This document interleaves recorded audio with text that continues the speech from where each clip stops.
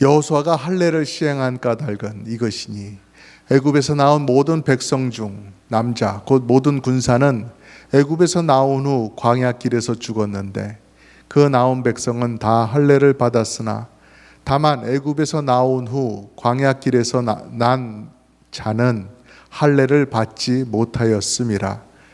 이스라엘 자손들이 여호와의 음성을 청종하지 아니하므로 여호와께서 그들에게 대하여 맹세하사 그들의 조상들에게 맹세하여 우리에게 주리라고 하신 땅 곧 젖과 꿀이 흐르는 땅을 그들이 보지 못하게 하리라 하시매 애굽에서 나온 족속 곧 군사들이 다 멸절하기까지 40년 동안을 광야에서 헤매었더니 그들의 대를 잇게 하신 이 자손에게 여호수아가 할례를 행하였으니 길에서는 그들에게 할례를 행하지 못하였으므로 할례 없는 자가 되었음이었더라. 또 그 모든 백성에게 할례 행하기를 마침에 백성이 진중 각 처소에 머물며 낫기를 기다릴 때에 여호와께서 여호수아에게 이르시되 내가 오늘 애굽의 수치를 너희에게서 떠나가게 하였다 하셨으므로 그곳 이름을 오늘까지 길갈이라 하느니라. 아멘. 물 좀 마시고요.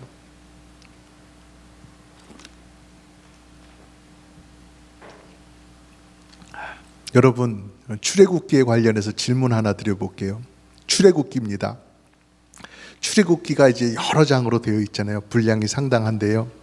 그것을 이제 여러분 다 읽어보셨을 텐데 그 출애굽기에서 가장 중요하고 가장 두드러지는 사건 또는 일 또는 그 어떤 것 가장 중요한 두 가지를 한번 꼽아보시라.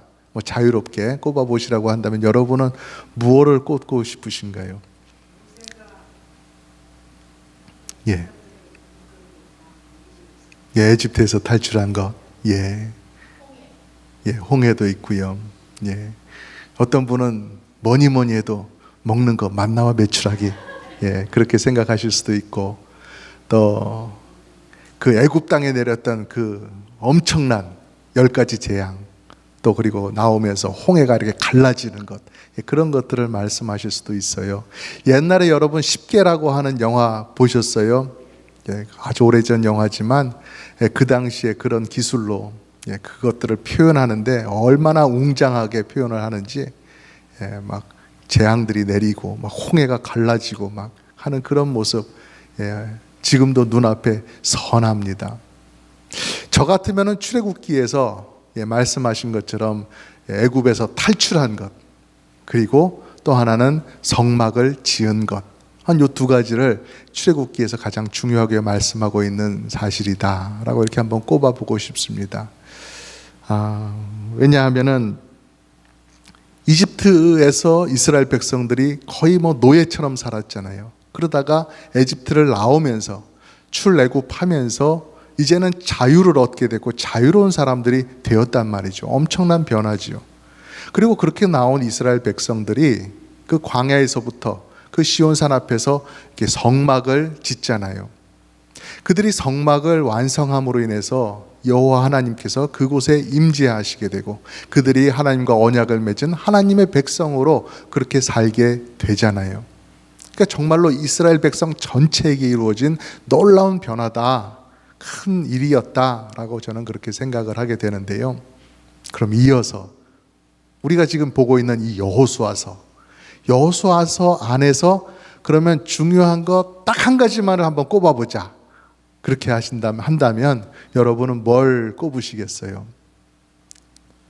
역시나 만나와 메추라기가 중요한데 여호수아서에 보면은 이제 약속의 땅으로 들어오면서 만나와 메추라기가 끊겼다 하는 얘기가 있으니까 만나와 메추라기가 끊긴 것 이렇게 하실 분도 있으실 것 같아요. 눈치가 빠르신 분은 그렇게 생각하실 겁니다. 좀 전에 목사님이 출애굽기를 얘기를 하면서 애굽에서 탈출했던 거를 얘기를 했으니까 이 여호수아에서는 이제 가나안 땅, 약속의 땅으로 들어간 것을 말씀하시겠구나 이렇게 눈치를 채시고 말씀하실 분도 있으실 것이에요. 여기 계신 모든 분들 설교 한두 번 들어본 것 아니잖아요. 하나를 들으면 둘을 아시잖아요. 그러니까 다 아실 거라고 생각합니다. 그렇습니다. 여호수아서에서 가장 중요한 사건으로 나타나는 것은 요단을 건너서 가나안 땅으로 이제 들어가는 그 모습을 이렇게 그리고 있는 것인데요.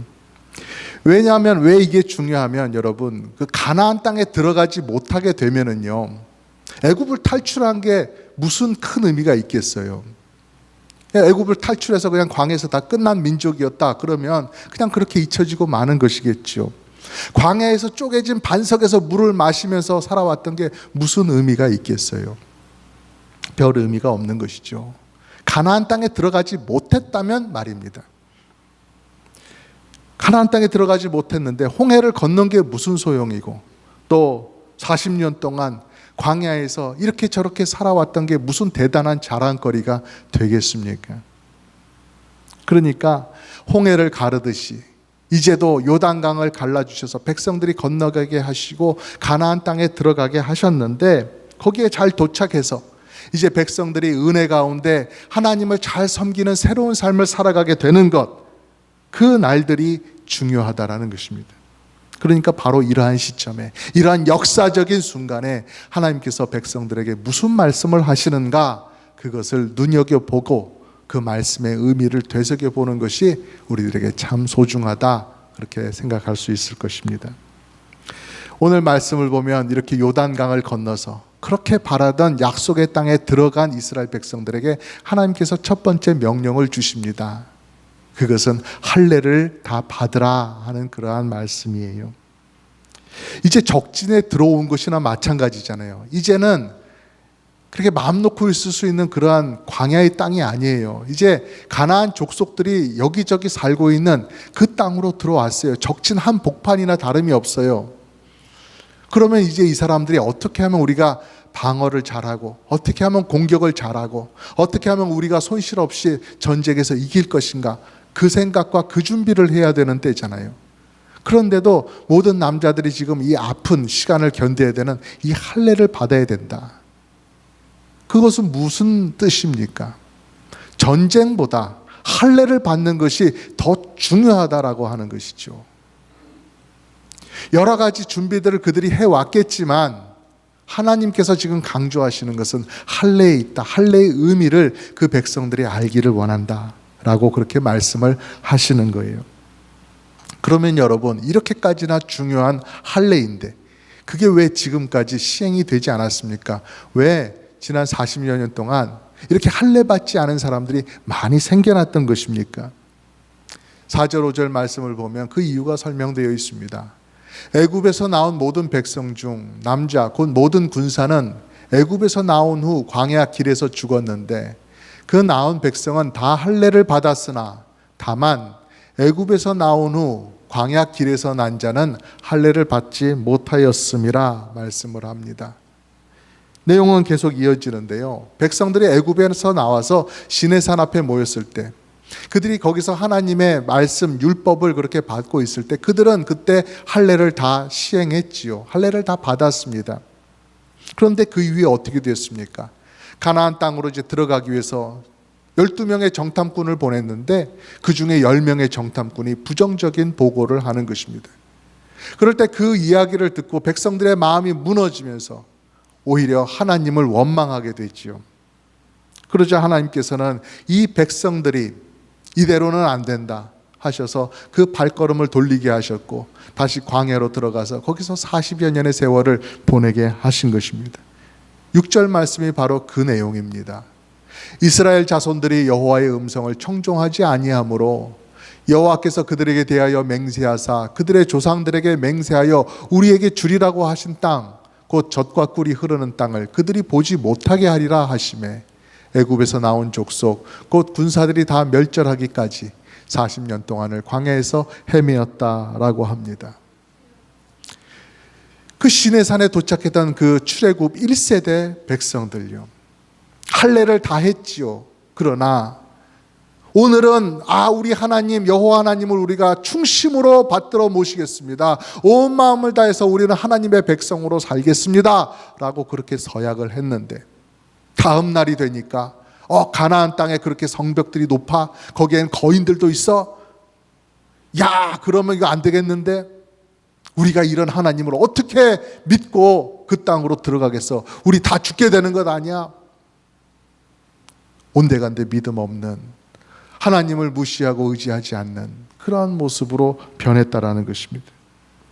여러분, 하나님께서 원하시는 것은 뭐 이래도 되고 저래도 되고 아무렇게나 살아도 되는 그런 백성들의 모습이 아니었던 것이죠. 그 백성들의 삶에서 하나님을 경외하는 참된 믿음이 드러나는 것을 원하셨어요.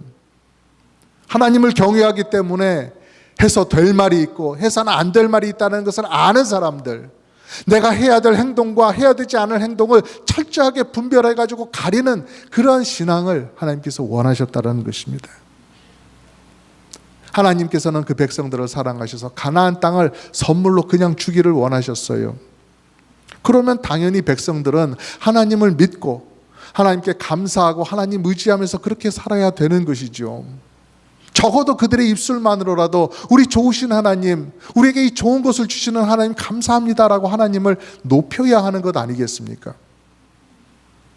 그런데 그것과는 상관없이 야, 아무것도 없는 우리가 저기 들어가서 어떻게 저들을 이기냐, 지금 당장 우리더러 다 죽으라는 것 아니냐, 이런 식으로 하나님의 그 뜻을 폄훼하면서 하나님께 원망을 하던 그 사람들의 소리를 하나님이 다 들으셨다는 것입니다.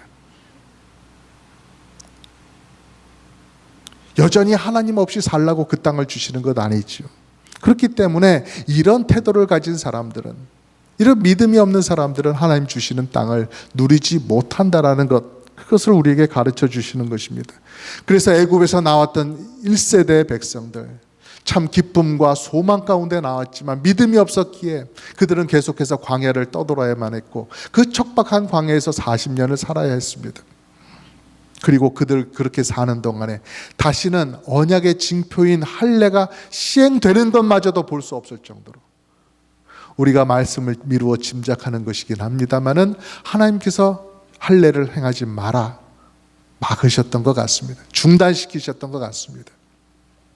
그래서 광야에서 그 이후에 태어난 사람들은 할례를 전부 받지 못했어요. 그래서 1세대 처음 나왔던 사람들은 다 할례가 있었지만 그 이후에 태어난 사람들은 할례가 다 없는, 이런 식으로 철저하게 구별이 있는 그러한 세대가 되었단 말이죠.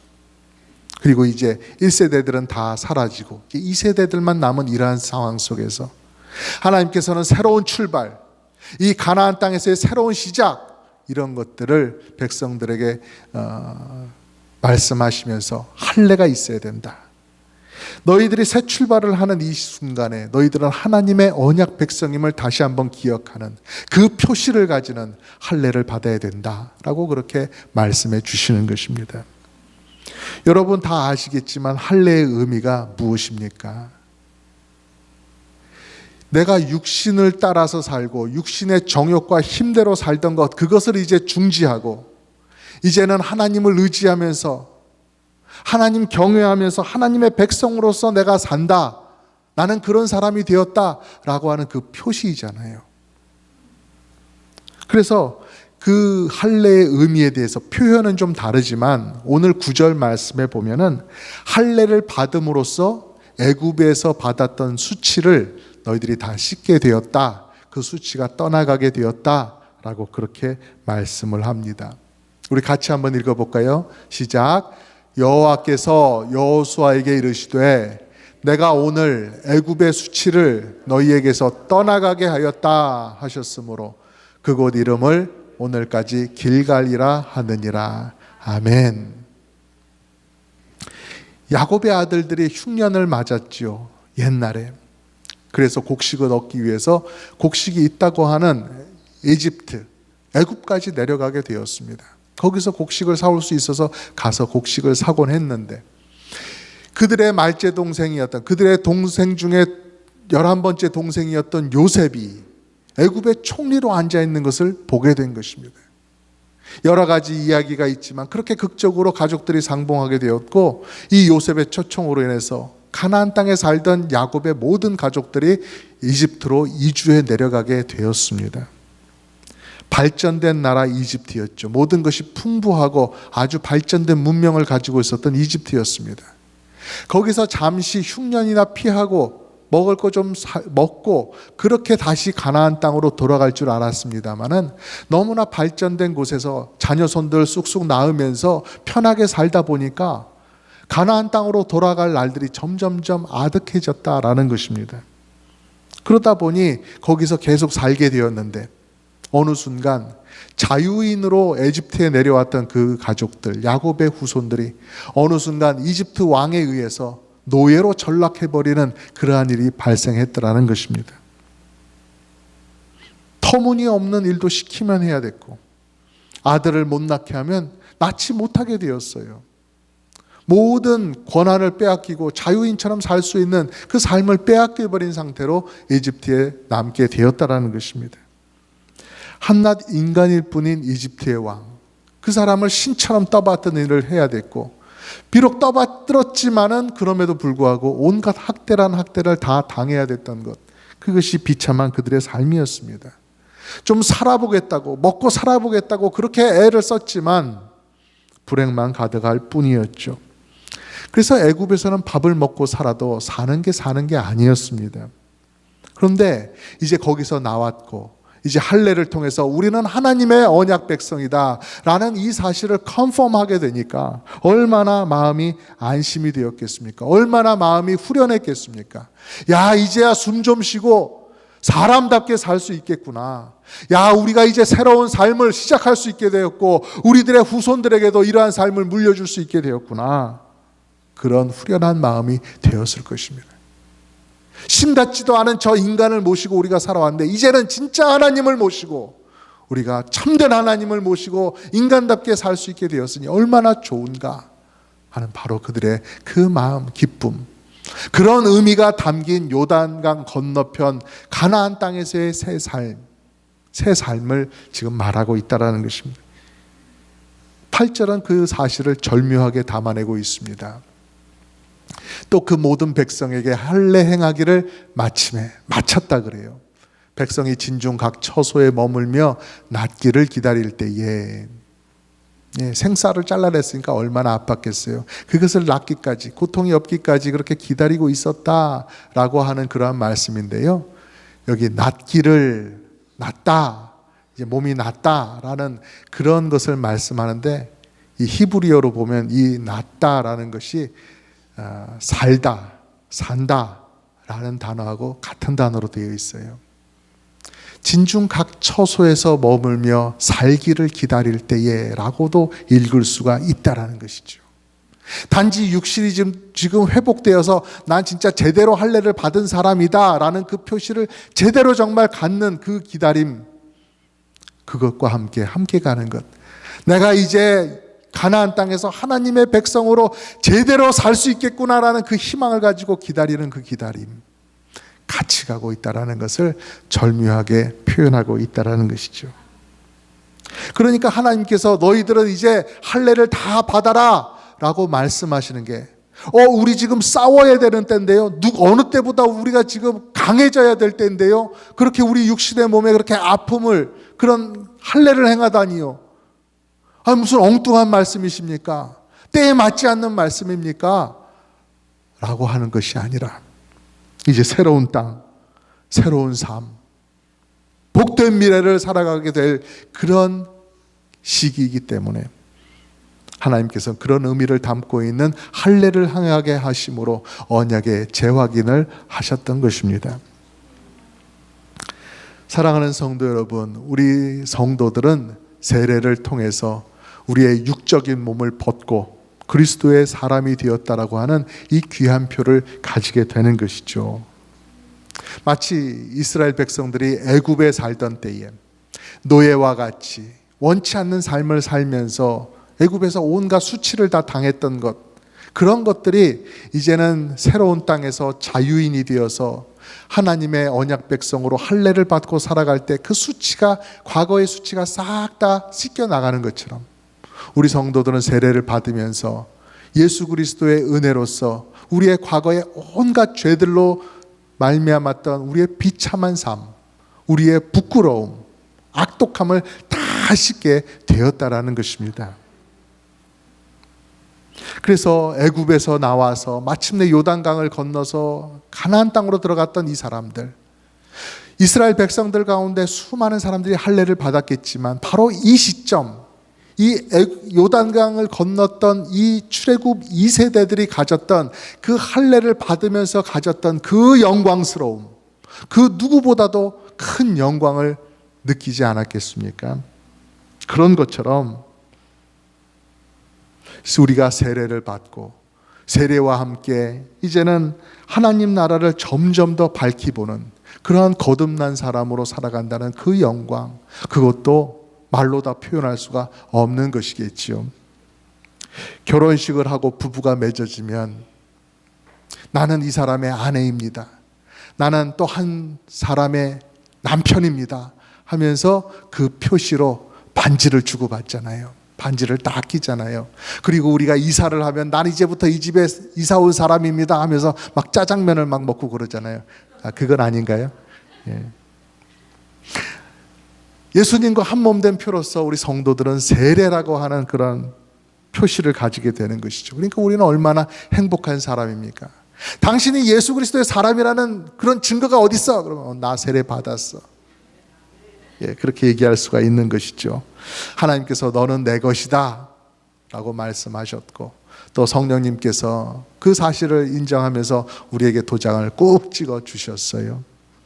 하나님의 영광스러운 자녀가 된 여러분, 날마다 우리 성령님과 함께 동행하시고 걸어가시면서 그분께서 열어가시는 새 날 맞이하시기를 간절히 바라며 축복합니다.